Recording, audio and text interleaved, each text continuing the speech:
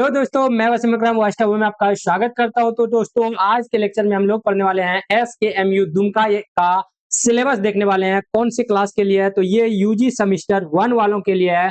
जो भी student semester 1 में है, सेशन 2025 से 29 वाले स्टूडेंट, तो उनका आज हम लोग AEC यानी जिसको हम लोग एबिलिटी इनहेंसमेंट कोर्स कहते हैं। क्या एबिलिटी इनहेंसमेंट कोर्स कहते हैं? तो एबिलिटी इनहेंसमेंट कोर्स का एक सब्जेक्ट है जिसको बोलते हैं हम लोग हिंदी। तो आज हम लोग हिंदी का सिलेबस कंप्लीट करने वाले हैं, यानी देखने वाले हैं कि क्या क्या चीजें पढ़ना है। इसी के बिहाफ पे हम आगे क्लास को कंटिन्यू करेंगे। बात समझ में आ गया?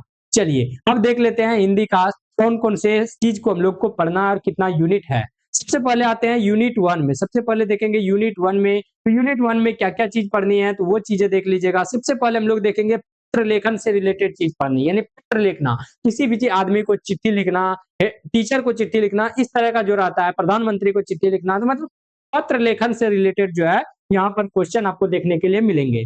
और मैं बताता चलूं कि ये जो आता है, कहने का मतलब है कॉमन कोर्स में आता है, तो इसका मतलब है कि ये जो 50 मार्क्स का पूरा पेपर है हिंदी का, अब ये आपका ऑब्जेक्टिव होने वाला है। ऑब्जेक्टिव जब जब होगा तो क्वेश्चन भी इसी टॉपिक से रिलेटेड धीरे धीरे पूछा जाएगा। बात समझे कि नहीं समझे? चलिए समझ गए होंगे। तो पत्र लेखन से रिलेटेड आप ऑब्जेक्टिव कर लीजिएगा। मैं खुद कराने वाला हूं, आपको टेंशन में नहीं लेना है।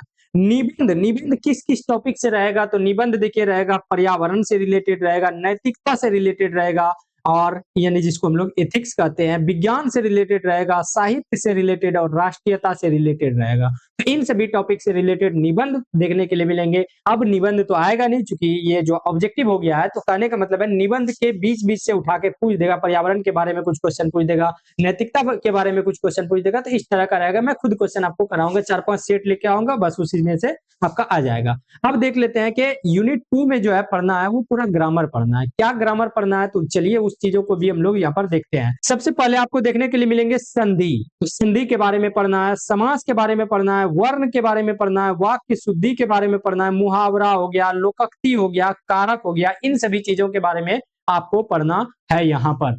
चलिए अब देख लेते हैं और क्या चीज है। और यहाँ पर आपको देखने के लिए मिलेंगे विभक्ति के बारे में। तो विभक्ति भी पढ़ना है, उपसर्ग पढ़ना है, प्रत्यय पढ़ना है, ठीक है, पल्लवन पढ़ना है। ये सभी टॉपिक जो है आपको पढ़ना है और मैं खुद आपको पढ़ाने वाला हूँ। चलिए संक्षेपण मतलब लंबा चौड़ा वर्ड दिया रहा है तो उसको छोटा करना है। तो ओवरऑल इन सभी चीज का अब ऑब्जेक्टिव पूछेगा। पूछने का क्या तरीका रहेगा? फर्स्ट बार एग्जाम हो रहा है, मैं आपको खुद कराऊंगा, तब आपको समझ में अच्छे से आ जाएगा। अनेक शब्दों के लिए जो है एक शब्द या पर्यायवाची शब्द आगे, मतलब इस टाइप का टॉपिक रहेगा। कुछ कुछ टॉपिक इसमें इंक्लूड नहीं है, लेकिन उसको आपको पढ़ाने वाले हैं। तो ये रात आपका पूरा कह सकते हैं कि AEC हिंदी का सिलेबस जिसको हम लोग पढ़ाने वाले हैं, और इसको जो है आप नोट कर लीजिएगा। ठीक है, फिर मिलेंगे हम लोग नेक्स्ट वीडियो में। तब तक हंसते रहिए, मुस्कुराते रहिए।